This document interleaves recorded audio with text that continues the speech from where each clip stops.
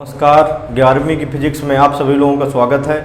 कल की क्लास में देखिए, पिछली क्लास में वेक्टर सदिश से संबंधित सारी चीज़ें हो गई हैं, समझ रहे हैं ना। सदिश से संबंधित सारी चीज़ें हो गई हैं, इसमें के कुछ प्रमुख सूत्र बताएंगे और फिर न्यूमेरिकल देखेंगे, फिर तब चलेंगे प्रक्षेप गति पर। तो ध्यान दीजिएगा भाई, इसमें प्रमुख सूत्र कौन सा है। तो यहाँ से अभी तक द्विविमा के लिए पढ़ते थे, दो अक्ष के लिए पढ़ते थे, जैसे x अक्ष हो गया और ये क्या हो गया, y अक्ष हो जाता था।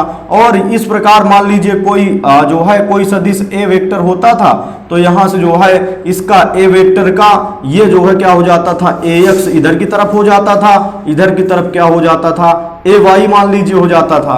तो यहाँ से जो है ये इस प्रकार का कुछ सदिश दो विमा के लिए पढ़ते थे, दो अक्ष के लिए पढ़ते थे। अब यहाँ से तीन अक्ष के लिए कोई सदिश आएगा भाई, समझ रहे हैं ना। तीन अक्षों के लिए कोई सदिश आएगा, जैसे क्या है कि यदि कोई सदिश,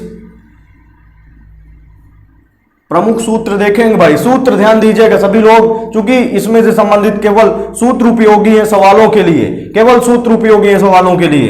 तो यहां से जो है हमारे पास इसका कोई यूज नहीं है, यहां पर देखेंगे केवल सूत्र देखना है हमें। तो यदि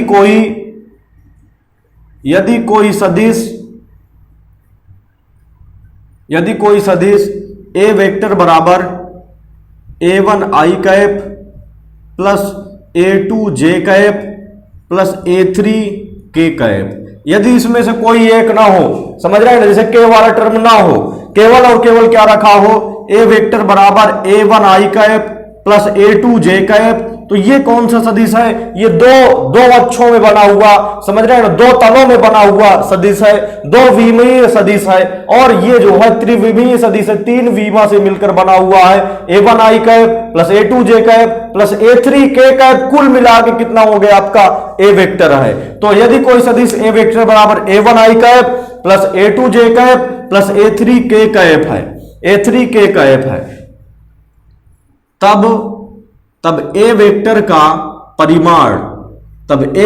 परिमाण, ध्यान से देखिएगा, बिल्कुल फार्मूला आपको याद हो जाना चाहिए भाई, समझ रहे हैं ना।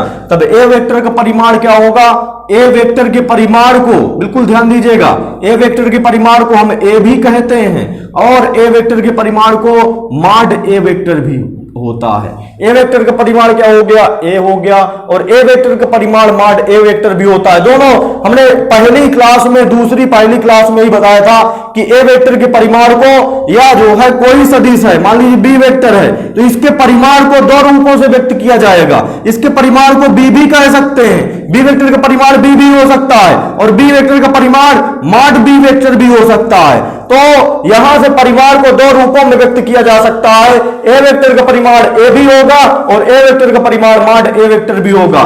तो इसका परिमाण होता कितना है, इसका परिमाण अंडर रूट के अंदर, ध्यान से देखिएगा, इसका परिमाण अंडर रूट के अंदर होगा। सदैव ध्यान रखिए कि यदि कोई त्रिविमीय सदिश है, यदि कोई त्रिविमीय मतलब तीनों अक्षों, i कैप का मतलब x अक्ष की दिशा, j कैप का मतलब y अक्ष की दिशा और k कैप का मतलब z अक्ष की दिशा, यदि कोई त्रिविमीय सदिश है, त्रिविमीय सदिश में a वेक्टर का परिमाण निकालें, तो इसका परिमाण क्या होता है, परिमाण अंडर रूट के अंदर i कैप के गुणांक का वर्ग a1 का वर्ग प्लस j कैप के गुणांक का वर्ग a2 का वर्ग प्लस k कैप के गुणांक का वर्ग a3 का वर्ग। बिल्कुल ध्यान रखिए भाई, ये जो है ये फार्मूले सभी महत्वपूर्ण हैं। a1 का वर्ग प्लस a2 का वर्ग प्लस a3 का वर्ग हो जाएगा, समझ रहे हैं ना। तो a वेक्टर का परिमाण को हम कहेंगे क्या, a वेक्टर के परिमाण को हम, बिल्कुल ध्यान दीजिए भाई, a वेक्टर के परिमाण को a भी कहेंगे और मॉड a वेक्टर भी कहेंगे। तो a वेक्टर का परिमाण कितना होगा, a वेक्टर का परिमाण बराबर a होगा और मॉड a वेक्टर भी होगा।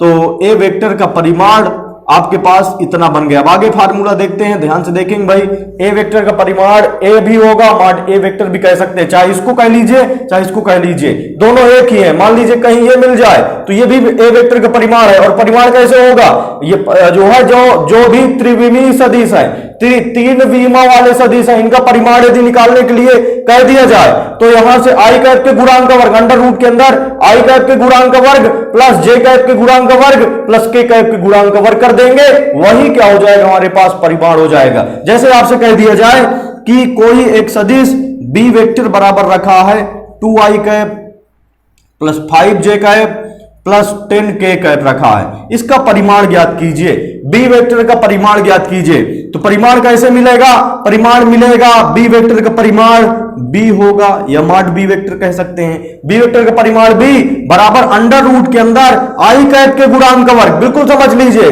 परिमाण त्रिविमीय सदिश का परिमाण बराबर होता है अंडर रूट के अंदर आई कैप के गुणांक का वर्ग। आई कैप के गुणांक कितना है? आई कैप का गुणांक देखिए 2 का वर्ग प्लस जे कैप का गुणांक 5 का वर्ग प्लस के कैप के गुणांक का वर्ग 10 का वर्ग हो गया।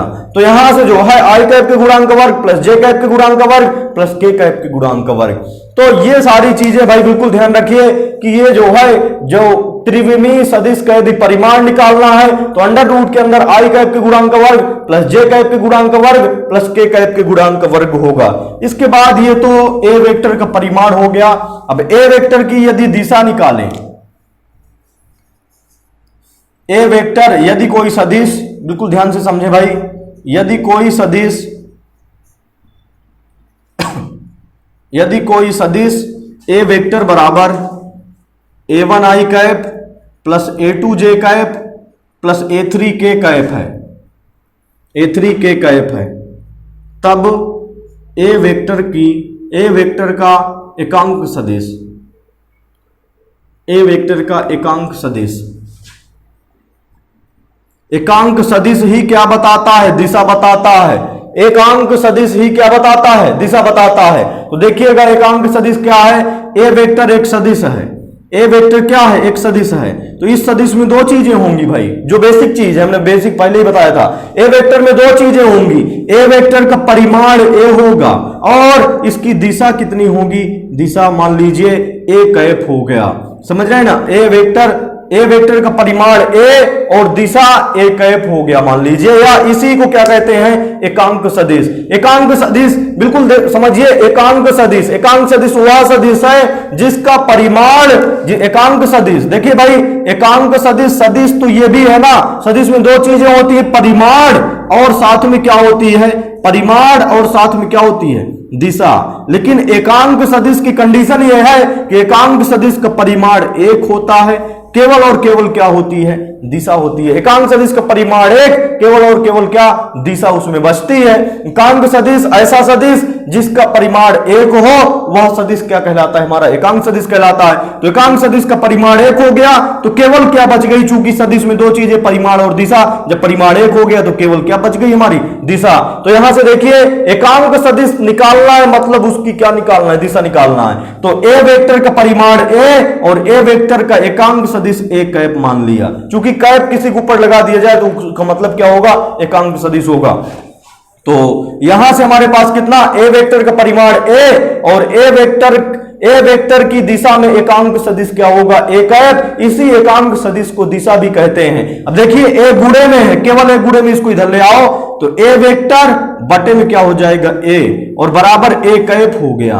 तो देखिए ए कैप हो गया। अब ए कैप बराबर हो जाएगा सीधा, ए कैप बराबर होगा ए वेक्टर। ए वेक्टर की वैल्यू कितना दिया है? ए वेक्टर की वैल्यू है a1 आई कैप प्लस a2 जे कैप प्लस a3 के कैप और बटे में हो जाएगा हमारे पास ए। तो अभी परिमाण निकाले हैं, यदि ए वेक्टर का परिमाण निकालना हो, देखिए ए वेक्टर का परिमाण, ये त्रिविमीय सदिश है, त्रिविमीय सदिश का परिमाण ए निकालना है। ए वेक्टर की वैल्यू इतनी और इसका परिमाण कितना हो जाएगा? परिमाण हो जाएगा अंडर रूट के अंदर आई कैप के गुणांक का वर्ग मतलब a1 स्क्वायर प्लस जे कैप के गुणांक का वर्ग मतलब a2 स्क्वायर प्लस के कैप के गुणांक का वर्ग मतलब a3 स्क्वायर।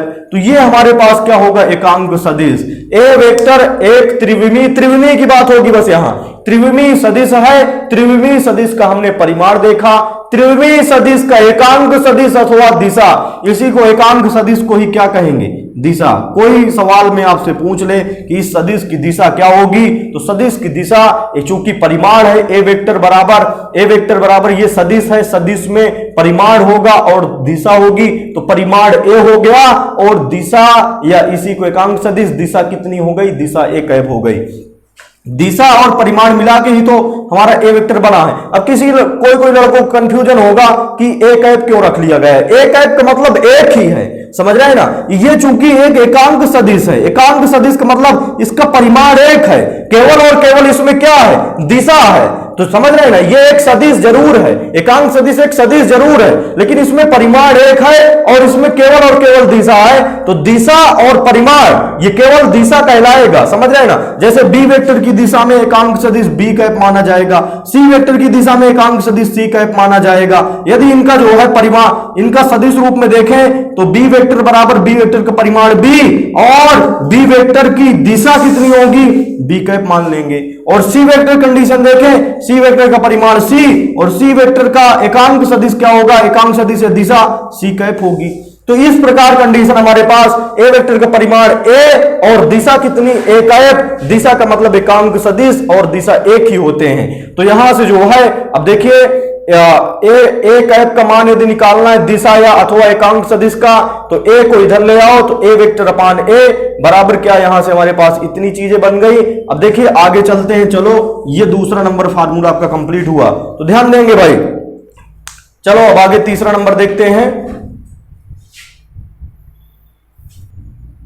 तो चलिए देखते हैं अब दो सदिशों का डॉट गुणन, दो त्रिविमीय सदिशों का डॉट गुणन, तीसरा नंबर फार्मूला। ये बहुत महत्वपूर्ण फार्मूला है, ये बात समझ लीजिए, समझ रहे हैं ना। बिल्कुल प्रमुख सूत्र कह सकते हैं सदिशों के लिए। जो लोग मैथ लिए हैं भाई, मैथ वालों के लिए तो बहुत बिल्कुल बेसिक है, हम पढ़ा रहे हैं, समझ लीजिए इंटर की मैथ है पढ़ा रहे हैं ये, समझ रहे हैं ना। लेकिन है फिजिक्स में, पूरा सिलेबस ये आपका फिजिक्स में है। तो देखिएगा यहां से हमारे पास तीसरा नंबर जो फार्मूला है, मान लीजिए दो सदिश है हमारे पास। यदि ए वेक्टर बराबर होगा a1 i cap plus a2 j cap plus a3 k cap है, और मान लीजिए दूसरा है b वेक्टर बराबर कोई सदिश, b वेक्टर बराबर b1 i cap plus b2 j cap और प्लस b3 k कैप। तो ये मान लीजिए हमारे पास क्या है भाई, ये दो सदिश हैं। a1 a2 a3 के स्थान पर कुछ भी संख्या हो सकती है, 2 हो सकता है, 4 हो सकता है, 5 हो सकता है, यहां से समझ रहे हैं a3 के स्थान पर, b1 b2 b3 के स्थान पर भी कुछ हो सकता है। तो यदि इन दोनों का, तब यहां से यदि इन दोनों का डॉट गुणन करें, तब a vector dot b vector, A vector dot B vector बराबर हो जाएगा। ध्यान से देखिएगा, ए वेक्टर की वैल्यू रखिए, डॉट गुणन करना, इन दोनों का डॉट गुणन कैसे करना, ये सवाल आते हैं, डॉट गुणन कैसे करना है वो सीख लीजिए। तो ए वेक्टर यदि मान रखें, ए वेक्टर की वैल्यू कितनी है, a1 i cap plus a2 j cap plus a3 k cap रखा है, ये ए वेक्टर की वैल्यू हो गई। देखिए ए वेक्टर की वैल्यू इतनी हो गई, अब बीच में डॉट गुणन लगा, डॉट लगा दिया, बिल्कुल ध्यान से देखेंगे भाई। अब बी वेक्टर की रखिए, तो बी वेक्टर कितना रखा है, बी वेक्टर के स्थान पर मान रखा है b1 i cap plus b2 j cap और प्लस b3 k कैप रखा हुआ है। तो अब देखिएगा, ध्यान से देखेंगे भाई, अब यहां से जैसे सामान्य गुणन करते थे वैसे ही गुणन करना है, लेकिन यहां डॉट लगाना है बीच में। तो डॉट गुणन में सामान्य गुणा की तरह होता है। यहां से a1 i कैप का पूरे कोष्टक में, तो देखिएगा भाई यहां से a1 i कैप का पूरे कोष्टक में, तो पहले पद का इस पूरे कोष्टक में डॉट गुणन प्लस दूसरे पद का इस पूरे कोष्टक में डॉट गुणन प्लस तीसरे पद का इस पूरे कोष्टक में डॉट गुणन, तो कर देंगे तो पूरा जैसे सामान्य गुणा। यदि जो है यहां डॉट ना होता तो गुणा कैसे करेंगे, पहले का इस पूरे कोष्टक में गुणा प्लस दूसरे का इस पूरे कोष्टक में गुणा प्लस तीसरे का इस पूरे कोष्टक में गुणा, तो ऐसे ही तो होगा। तो यहां से पहले a1 i कैप का इस पूरे पद में गुणा कराइए, तो a1 i कैप का b1 i कैप के साथ, तो a1 i cap dot b1 i cap plus हो जाएगा a1 i कैप का इसके साथ, तो a1 i कैप और डॉट b2 j कैप, और इसके बाद प्लस हो जाएगा यहां से a1 i कैप का b3 k कैप के साथ, तो a1 i cap dot b3 k cap. तो इतना बन गया। अब इसके बाद प्लस, अब चलते हैं दूसरे का पूरे में डॉट गुणन, तो a2 j cap dot b1 i cap और प्लस में हो जाएगा हमारे पास प्लस, यहां से जो है a2 j का b1 के साथ हो गया। अब a2 j cap plus b2 j cap और प्लस, अब इसके बाद a2 j कैप प्लस क्या हो जाएगा, प्लस यहां इनटू डॉट गुणन क्या हो जाएगा a2 j कैप का b3 k कैप के साथ। और इसके बाद प्लस में हो जाएगा हमारे पास A3K कैप, A3K कैप का इस पूरे कोष्टक में, तो A3K cap dot B1I cap और प्लस A3K कैप का दूसरे के साथ, तो A3K कैप और डॉट हो जाएगा B2J कैप और इसके बाद जो है प्लस में हो जाएगा हमारे पास A3K कैप डॉट हो जाएगा B3K कैप। अब सभी कंप्लीट हो गया। पहले पद का A1I कैप का पूरे के साथ, तो A1I cap dot B1I cap plus A1I cap dot B2J cap, ये देखिए, और plus A1I cap dot B3K cap, ये देखिए, और प्लस A2J कैप के पूरे कोष्टक में प्लस A3K कैप के पूरे कोष्टक में तब कंप्लीट हो जाता है। अब यहां से देखिए जब डॉट गुणन करते हैं, अब डॉट गुणन कैसे करेंगे, ध्यान से देखेंगे भाई, डॉट गुणन कैसे करेंगे।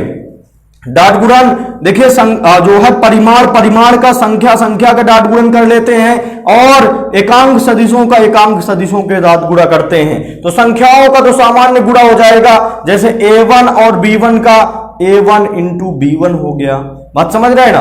और I cap dot I cap है, तो I cap dot I cap पिछली क्लास में बताए भाई एकांक सदिशों का डॉट गुणन और क्रॉस गुणन, तो एकांक सदिशों का डॉट गुणन और क्रॉस गुणन पिछली क्लास पिछला वीडियो देखिएगा भाई, प्लेलिस्ट में जाके देखिए, उसमें साफ साफ दिया हुआ, ऊपर चित्र भी लगाया गया है, समझ रहे हैं ना। तो एकांक सदिशों का डॉट गुणन और क्रॉस गुणन देखिए, तो I cap dot I cap बराबर कितना होगा, I cap dot I cap बराबर 1 होगा, समझ रहे हैं ना। तो A1 का B1 के साथ सामान्य गुणा A1 B1 हो गया और I cap dot I cap दिख रहा है, तो I cap dot I cap का मान कितना 1 होता है, प्लस A1 और संख्याओं के साथ सामान्य गुणा, तो A1 का B2 के साथ, तो A1 B2 हो गया, और I कैप का J कैप के साथ, तो I कैप और J कैप का डॉट गुणन शून्य बताया भाई, समझ रहे हैं ना। ये होता है I का I के साथ डॉट गुणन 1, J का J के साथ डॉट गुणन 1 और इसके बाद K का K के साथ डॉट गुणन 1 होता है। और यदि जो है अलग देखें, अब I का J के साथ 0 होगा और इसके बाद J का K के साथ ये भी 0 होगा, K का I के साथ ये भी 0 होगा। तो यहां से जो है देखिए भाई, यहां से जो है हमारे पास A1 B2 हो गया, I का J के साथ डॉट गुणन कितना होगा, 0 होगा, प्लस यहां से तीसरा नंबर A1 B3 संख्याओं का सामान्य प्रकार से हो जाएगा A1 B3 और गुणे में I का K के साथ 0 होगा, समझ रहे हैं ना। स्वयं के साथ डॉट गुणन बस 1 होगा, बाकी दूसरे के साथ यदि है तो उसका मान 0 ही होगा।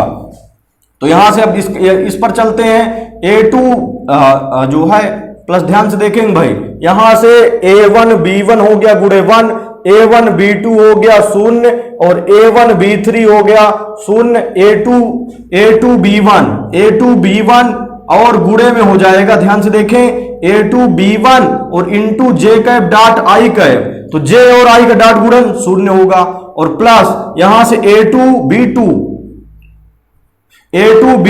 J का J के साथ, तो J का J के साथ यहां डॉट गुणन होना चाहिए, यहां डॉट होना चाहिए, तो J का J के साथ कितना होगा, J का J के साथ डॉट गुणन 1 होगा और प्लस में हो जाएगा हमारे पास A2 B3 J का K के साथ डॉट गुणन 0 और प्लस A3 B1 K का I के साथ डॉट गुणन 0 और प्लस A3 B2 K का J के साथ डॉट गुणन 0 और प्लस A3 B3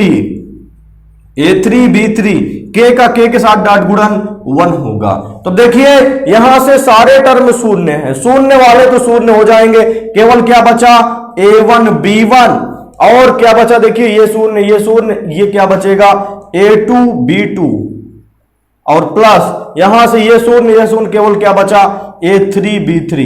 तो अब इसकी ट्रिक से ध्यान रखिए, एक ट्रिक बताए दे रहे हैं, इतना लंबा चौड़ा नहीं होगा आपका गुणा, समझ रहे हैं, इतना लंबा चौड़ा नहीं होगा, ट्रिक से बिल्कुल ध्यान रखिए। बस ट्रिक क्या ध्यान रखना है, देखिए यदि I कैप का हम कराएं इसमें कोष्टक में, सुनिएगा, I कैप का यदि हम कराएं तो I का I के साथ 1 होगा, I का J के साथ 0 होगा, I का K के साथ 0 हो गया। जब I का J के साथ 0 हो गया तो ये पूरा टर्म 0 से कोई मतलब ही नहीं, I का K के साथ 0 हो गया तो ये भी 0 केवल मतलब नहीं, केवल I का I के साथ मतलब होना चाहिए, J का J के साथ मतलब होना चाहिए, प्लस K का K के साथ मतलब होना चाहिए। तो आई का आई के साथ डॉट गुणन कराइए, तो आई का आई के साथ डॉट गुणन 1 होगा, तो आई का आई के साथ बस गुणा कराना है डॉट गुणन, जे का जे के साथ प्लस में डॉट गुणन कराना है, प्लस के का के के साथ डॉट गुणन कराना है, वही हमारा क्या हो जाएगा, त्रिविमीय सदिशों का डॉट गुणन बन जाएगा। तो देखिए a1 आई कैप का b1 जे आई कैप के साथ, तो संख्याओं का सामान्य रूप से कर लीजिए, a1 b1 और इसके बाद आई कैप डॉट आई कैप का मान 1 होगा, प्लस a2 j2 और b2 जे कैप है, तो a2 जे कैप b2 जे कैप, यहां से इसका भी जे कैप डॉट जे कैप, तो स्वयं का स्वयं के साथ डॉट गुणन 1 होता है, तो जे कैप डॉट जे कैप का मान 1, तो केवल क्या बचा, a2 b2 हो गया, a2 b2 हो गया, प्लस अब देखिए a3 के कैप डॉट b3 के कैप, अब के कैप डॉट के कैप का मान 1 होगा, a3 का b3 के साथ, तो a3 b3 हो गया, तो यही हमारा आंसर आ रहा है, समझ रहे हैं ना। तो ये बहुत शार्ट विधि है। जैसे अब इसका एक यदि हम सवाल लें, बिल्कुल समझ लीजिएगा भाई, ये थोड़ा सा क्लास हल्की सी बड़ी, ये चूंकि जो है न्यूमेरिकल में यूज होते हैं, तो बिल्कुल आप जब प्रैक्टिस करेंगे इसको तो फार्मूले आराम से बनने लगेंगे। तो चलिए देखते हैं यहां से हमारे पास बनेगा क्या। जैसे मान लीजिए यहां से बिल्कुल ध्यान से समझेंगे, ए वेक्टर बराबर रखा है 2i cap plus 5j cap plus 6k cap, और बी वेक्टर बराबर रखा हुआ है 6i cap plus 4j cap plus 10k cap, ये रखा है मान लीजिए। तो अब यहां से जो है यदि इसका डॉट गुणन कराना है, तो ए वेक्टर डॉट क्या हो जाएगा, बी वेक्टर बराबर हो जाएगा, बिल्कुल ध्यान समझेंगे भाई, आई का आई के साथ डॉट गुणन कराइए, जे का जे के साथ डॉट गुणन कराइए, के का प्लस में के के साथ डॉट गुणन कराइए, काम खत्म हो गया, समझ रहे हैं ना। तो आई का आई के साथ डॉट गुणन कराओ, तो पहले तो आप मान रखेंगे, पहले तो मान रखिए ए वेक्टर का मान कितना है, 2i cap plus 5j cap और प्लस 6k कैप, तो ये हो गया। और डॉट बी वेक्टर का मान रखिए, बी वेक्टर का मान कितना है, 6i cap plus 4j cap और प्लस 10k कैप रखा है, तो इतना हो गया। अब यहां से डॉट गुणन करना है, तो आई का आई के साथ डॉट गुणन कीजिए, समझ रहे हैं ना। तो 2i डॉट 6i, तो 6 दूनी क्या हो जाएगा, संख्याओं का संख्याओं के साथ नॉर्मल गुणा, तो 6 दूनी कितना हो जाएगा, 12, और आई कैप डॉट आई कैप, ध्यान रखिए स्वयं का स्वयं के साथ डॉट गुणन 1 होता है, और स्वयं का किसी दूसरे के साथ डॉट गुणन 0 होता है सदैव। तो आई का आई के साथ डॉट गुणन कितना होगा, आई कैप डॉट आई कैप कितना हो गया, 1 हो गया। अब चलते हैं जे का जे के साथ, तो यहां से 5 चौको कितना हो जाएगा, 20, और 5 चौको 20 हो गया।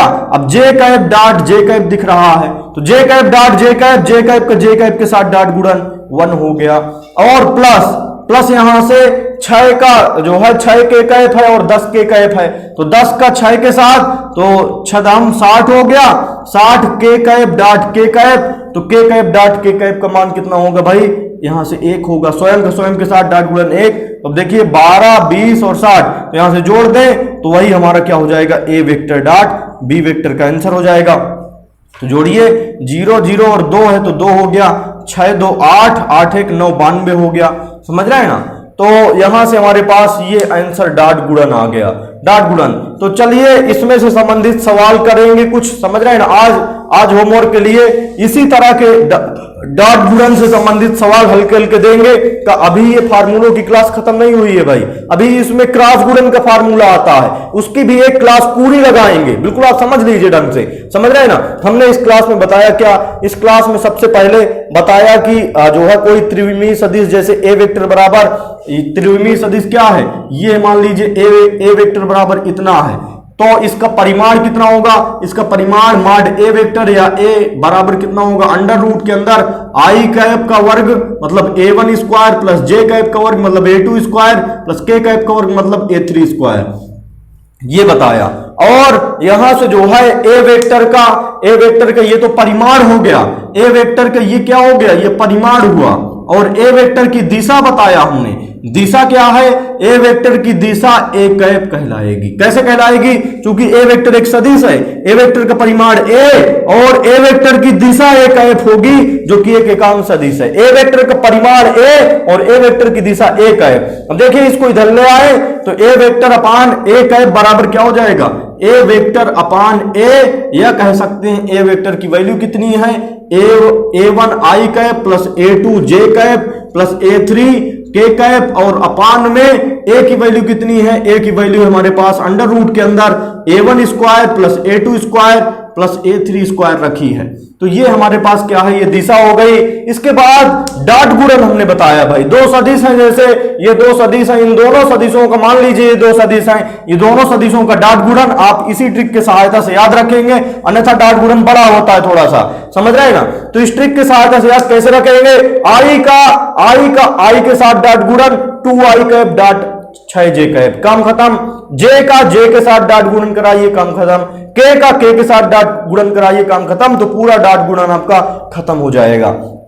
तो देखिए यहां से 6 दूनी कितना हो जाएगा 12, आई कैप डॉट आई कैप का मान 1 और 5 जे कैप का जे कैप के साथ, तो 5 चौको 20, जे कैप डॉट जे कैप का मान 1 होता है, और प्लस 6 हम 60 और के कैप डॉट के कैप का भी मान 1 होता है। जोड़ लीजिए, यही हमारा क्या होगा, डॉट गुणन होगा। तो चलिए डॉट गुणन से संबंधित कुछ सवाल दे दें। कल की क्लास में क्रॉस गुणन, जो कि एक बहुत महत्वपूर्ण टॉपिक है, क्रॉस गुणन से सवाल आते हैं, समझ रहे हैं ना। क्रॉस गुणन बताएंगे और कुछ फार्मूले और बताए जाएंगे।